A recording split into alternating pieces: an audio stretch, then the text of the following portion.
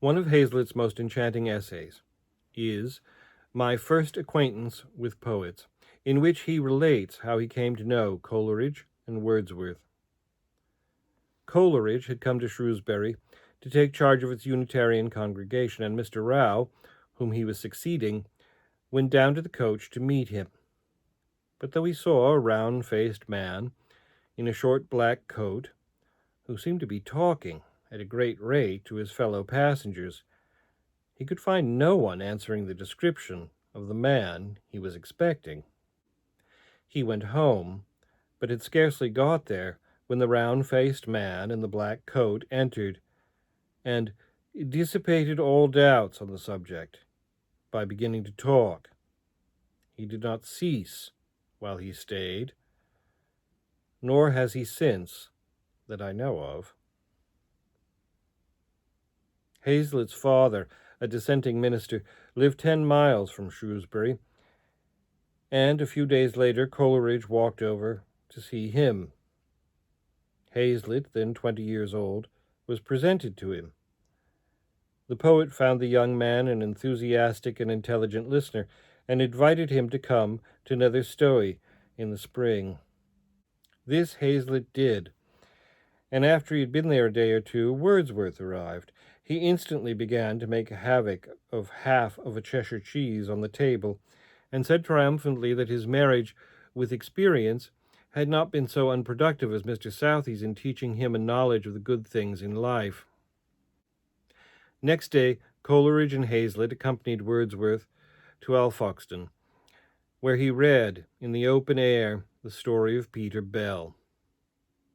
There is a charm in the recitation both of Coleridge and Wordsworth, says Hazlitt, which acts as a spell upon the heart and disarms the judgment. Perhaps they have deceived themselves by making use of this ambiguous accomplishment.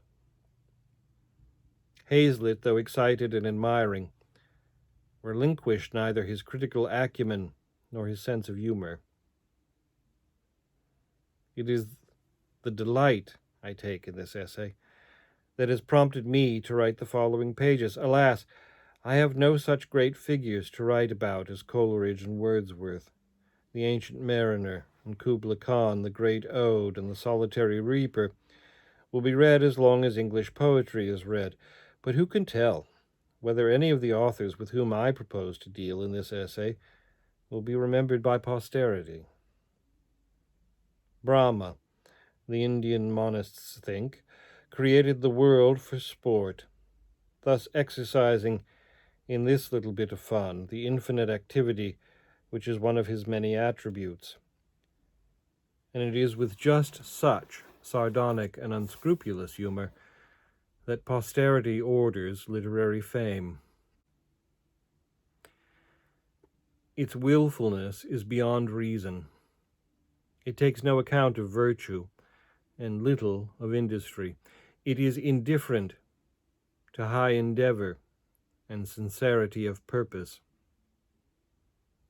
How unjust it is that Mrs. Humphrey Ward, with her well-stored mind and her command of language, with her solid gifts, her conscientiousness, and her seriousness, should be so forgotten that even her name will be unknown to most readers of today, whereas a dissipated French abbé, a hack writer of the 18th century who wrote interminable and unreadable novels, should have achieved immortality because in the long course of one of them he wrote the story of a little baggage called Manolesco.